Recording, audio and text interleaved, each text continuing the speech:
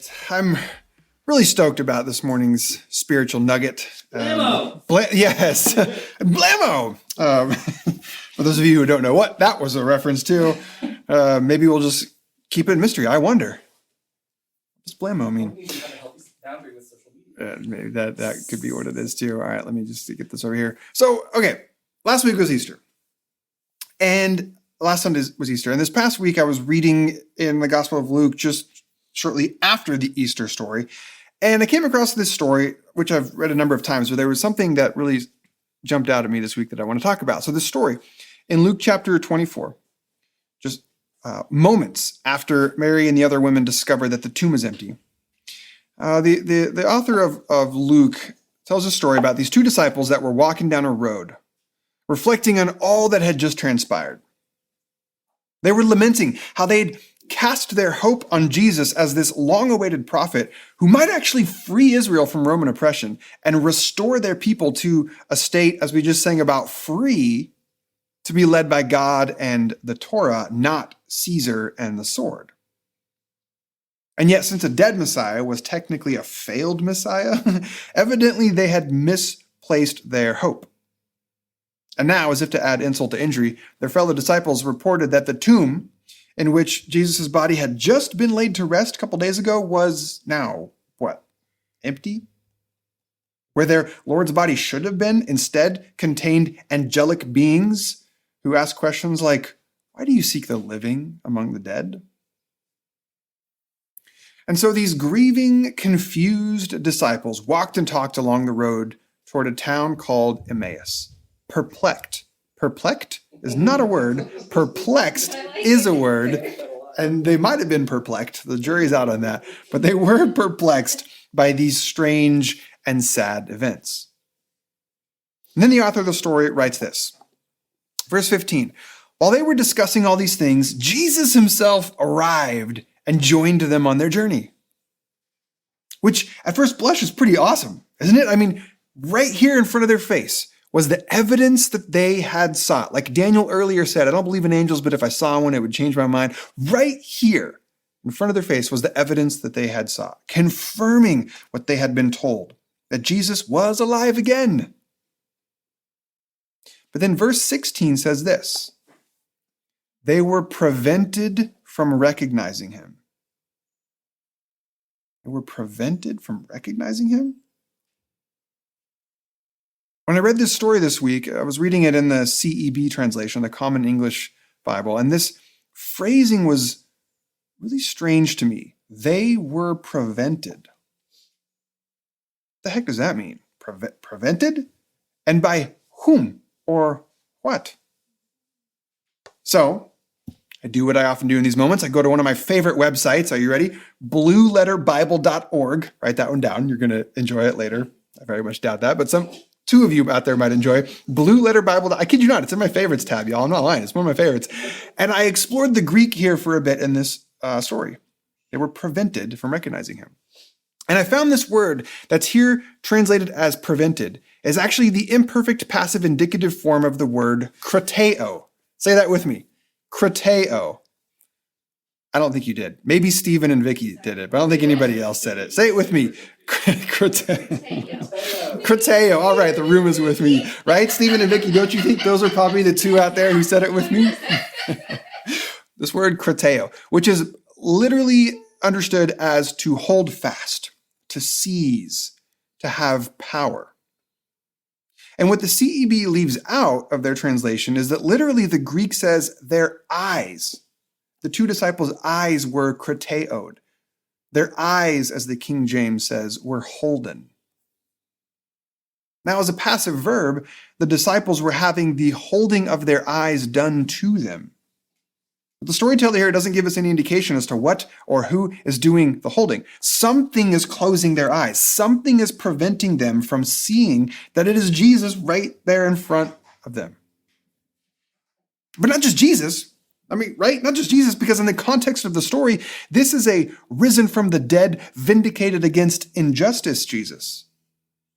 In other words, you might say standing right in front of them, yet entirely unseen by their eyes was resurrection, new life, hope. wholeness. All right, let's move away from all this Greek linguistic nerdery for just a minute. What I'm hearing in this story is a situation in which a couple people smack dab in the middle of traumatic loss and complex confusion are literally standing nose to nose with the very truth that could help bring their healing to their suffering and clarity to their confusion, and yet they do not see it. Or they cannot see it. Y'all, this for me is not just a story that may or may not have literally actually historically happened some 2,000 years ago. Kind of indifferent towards that. But for me, this is a story that literally happened to me last week. And actually, if I'm being honest, is a story that happens to me often. What do I mean by that? I mean, on not an infrequent basis, I find myself stuck in moments of pain, confused because the stories that I tell myself in my mind are conflicting with the data coming in from the outside, and I might have truth standing literally right in front of my face, but I cannot see it. Or more accurately, I see it, but I don't recognize it as such. Though I'm looking right at it, I'm simultaneously blind to it as my very path to freedom, as the road back to my wholeness, back to connection, back to myself, back to God. Now, sometimes, by the grace of God, I'm able to break through that unrecognition and find the path. But it always takes me some time. Of course it does. Ideally, it's within a matter of minutes or maybe hours. Sometimes it might take days. But what I've found is that when I can break through and see the truth that sets me free, I can reflect back on the moment when I was stuck in the pain, stuck in the confusion. And I'm telling you, it feels like I was being held back. It felt like something was preventing me from seeing. So when I read this story about these disciples and I read this sentence, they were prevented from recognizing him, or as the ESV puts it, their eyes were kept. I'm like, oh yeah, I get that. I know what that feels like. I know what it feels like to see something or someone, and part of you is like, there's my path out of this. I can see it. There's my ticket to freedom. That's how I can get out of this fight, flight, freeze response that I'm currently caught up in. And yet, simultaneously feeling like something is holding me back. Something is krateoing me. Something has power over me. Yeah, I know what this feels like. So, in the next few minutes that I have with you, if it's helpful, if any of you at all can relate to what I'm talking about, this experience, I'd like to share with you obviously, I'm a preacher, 3 thoughts on what I've learned about the various forces, you might call them, that all conspire to krateo me, to hold me back from following a path out of my pain and toward wholeness. The first force I'll call this. First force is old trauma stored in my body. This is the first force krateoing me. In Peter Levine's seminal work, Waking the Tiger, which my wife introduced me to, I soups recommend, he shares his research from working with patients to help them heal from traumatic experiences. And what he's uncovered is that when we experience, so hang with me here, and I only barely understand this, so I'm passing, like I looked at the back of the math book for the answers, and then I'm telling them to you like I actually know them. But what he's uncovered is that when we experience a traumatic event, which officially traumatic event is just sort of described as a stressful occurrence that is outside the range of usual human experience, and that would be markedly distressing to almost anyone. And I really like that last phrasing, to almost anyone.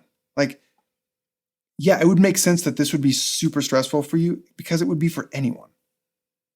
Don't take your trauma so personally is kind of how I want to say that. Like, anyone would be impacted by that experience.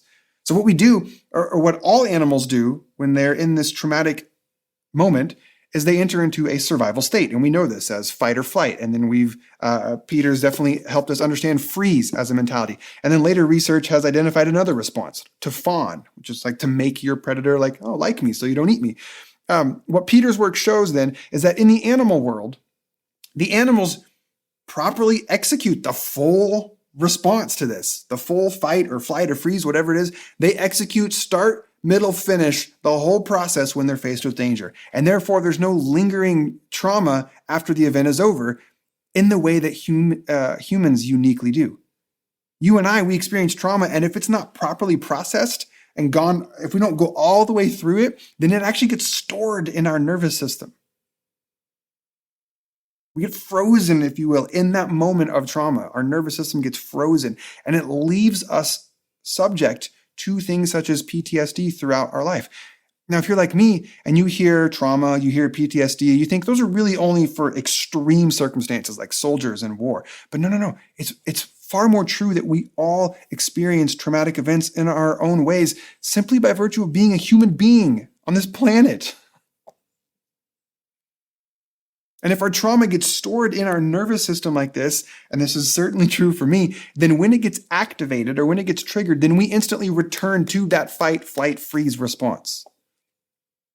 And I think in this way, you might say our unprocessed trauma stored in our body criterios us. It holds us back from seeing the potential for new life, even if it's right in front of us.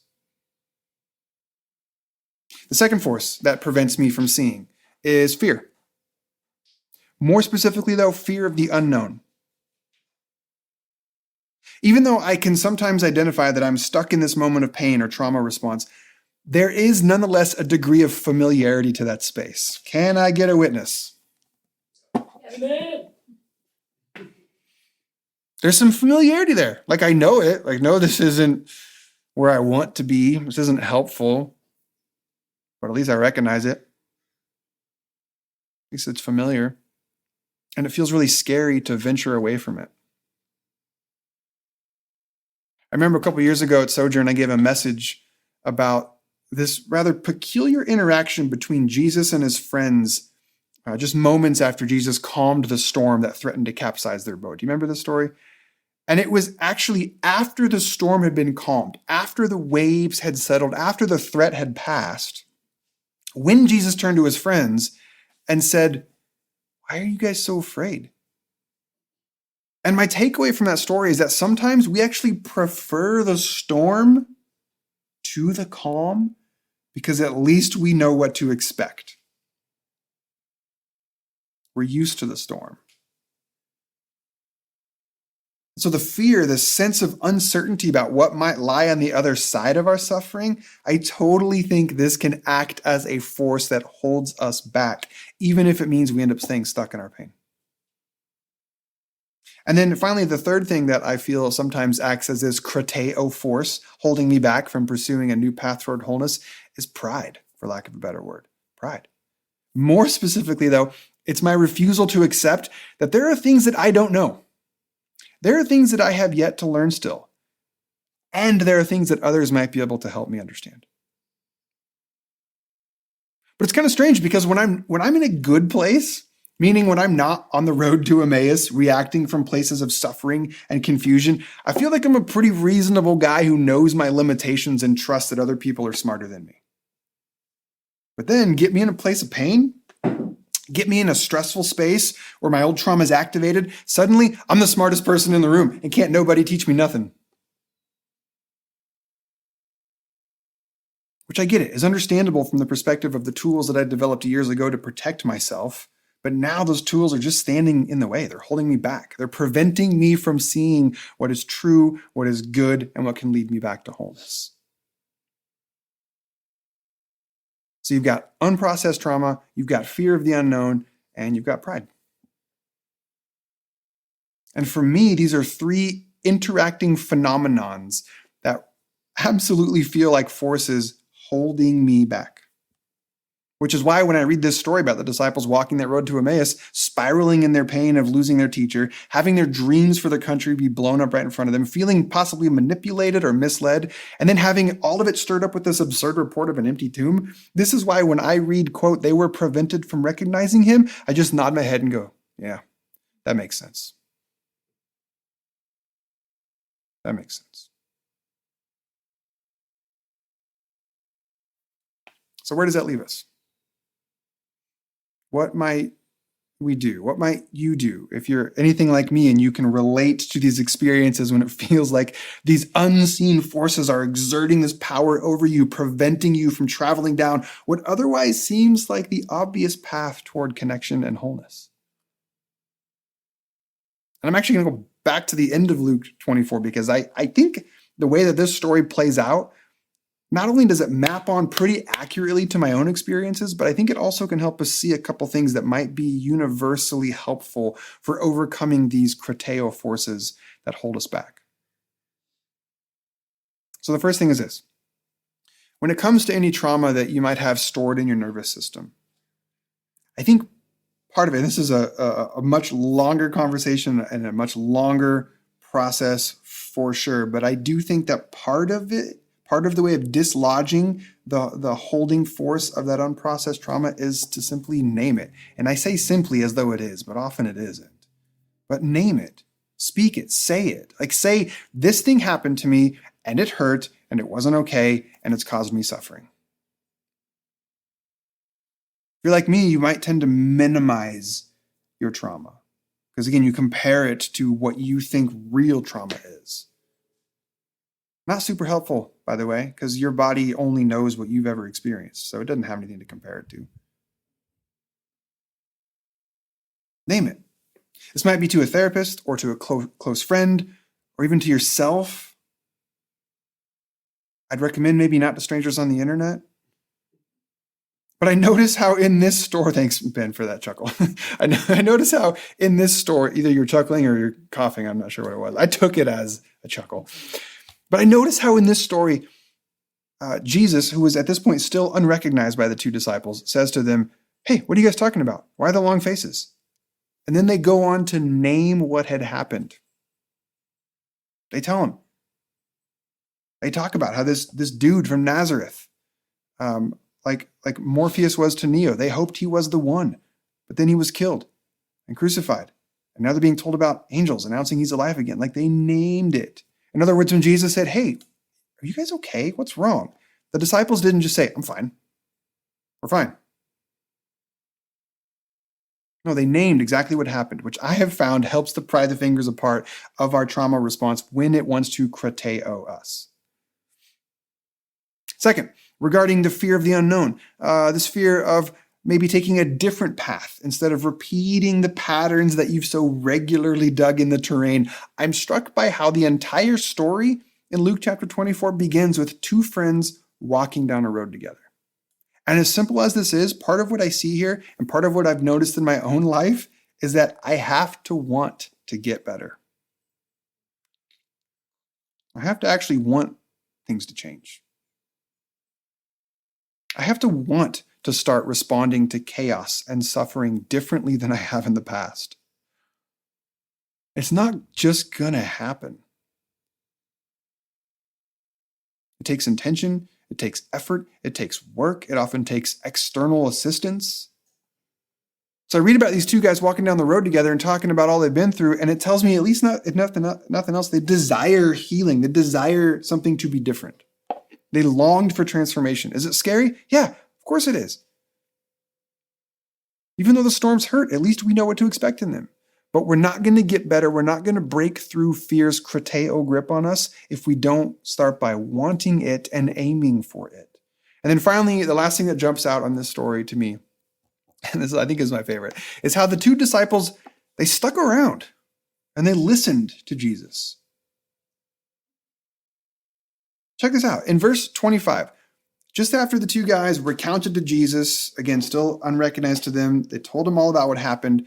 Then in verse 25, Jesus says this, You foolish people, your dull minds keep you from believing all that the prophets talked about. Verse 27, then he interpreted them for the things written about himself in all the scriptures, starting with Moses and going through the prophets, etc. And so these two guys were stuck. Here's the point I want to make here. These two guys were stuck. They were frozen. They were in this pain and confusion, and they could not see the resurrection. They could not see the path to life and wholeness that stood right in front of them. But Jesus was there, ready and willing to help, ready to show them the way, ready to help them see themselves better. Now, I mentioned a minute ago how I often notice that it's pride that holds me back from moving through these moments of pain and chaos. I might have people that I know and love standing right in front of me, trying to help me see, but I don't want to hear it. I don't want to believe it. But the trick is this, the invitation, the challenge, is to hang in there and listen. To notice that pride when it starts to show up. For me, it might sound like, oh yeah, I see you there. I see you there. And you know what, Colby? You're a really smart guy in a lot of ways. But right now, buddy, you're in pain and you're scared. Can you maybe use all those smarts you know that you have to admit that when you're in this state, you're actually less smart than you think you are? So maybe don't leave right now. Maybe stick around. Maybe hang in there and listen and trust that this person right in front of you is actually trying to help you and they might actually know the way. This is my favorite part of the story. Right after Jesus responds to their pain with his words of insight, you see it on the screen there, you foolish people, you dull minds. Right after this, verse 28, they finally get to Emmaus, and Jesus was about to go on ahead, but they urged him, saying, stay with us. And they shared a meal together. So to recap, in case you missed it, verse 25, Jesus says, you fools, and the disciples said, stay a while? You fools, would you please stay? Stick around. Tell us more.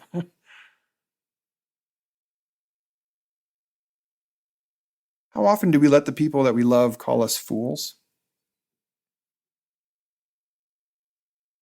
How often do we have the courage, trust, to stand in our place of discomfort and let people who might just be smarter than us in this moment, in this space, in this context, to not only call us out on our stuff, but also actually be the guides to help us find home again? You fool, stay with me. This for me has been the number one biggest factor to help me navigate those times when I'm scrambling in my pain, when I'm responding from this unprocessed trauma, when I'm confused and I'm scared. And this person, most often than not, is my wife and partner, Kate.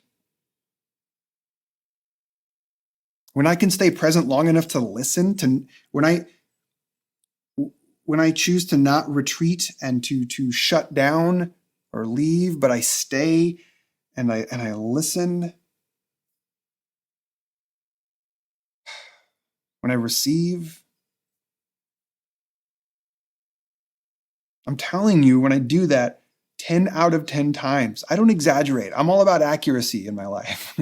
When I do that, when I stay and I listen and I receive, 10 out of times, I find my way back home.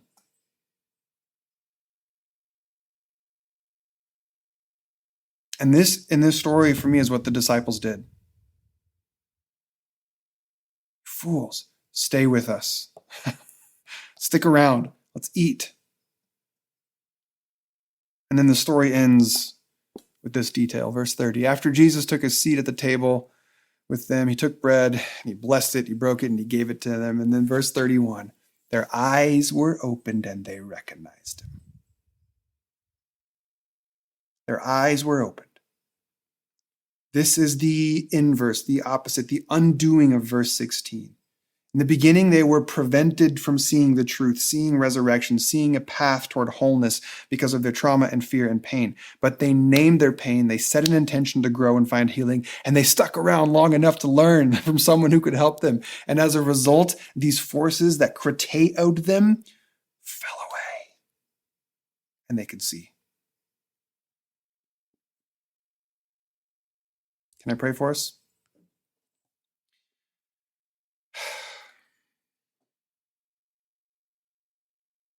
And so, God, may we, like the disciples in this story,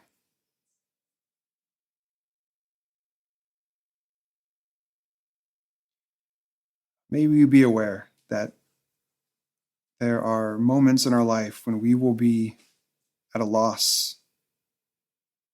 The disappointment will crush us, when our unmet hopes and dreams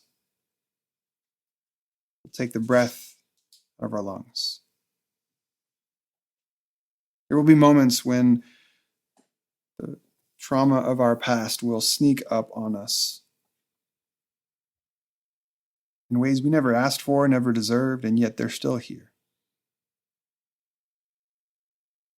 And so may we do our best to name it. May we do our best to say, and I actually want to get better. I want to respond differently. I know it's super scary, but I actually don't want to stay in this storm forever. And God, may we find the courage and the strength to stick around.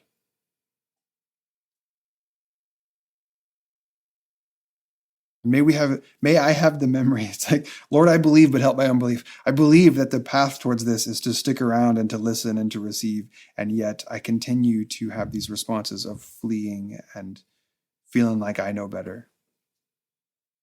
I believe this now. Help my unbelief when I'm in those moments.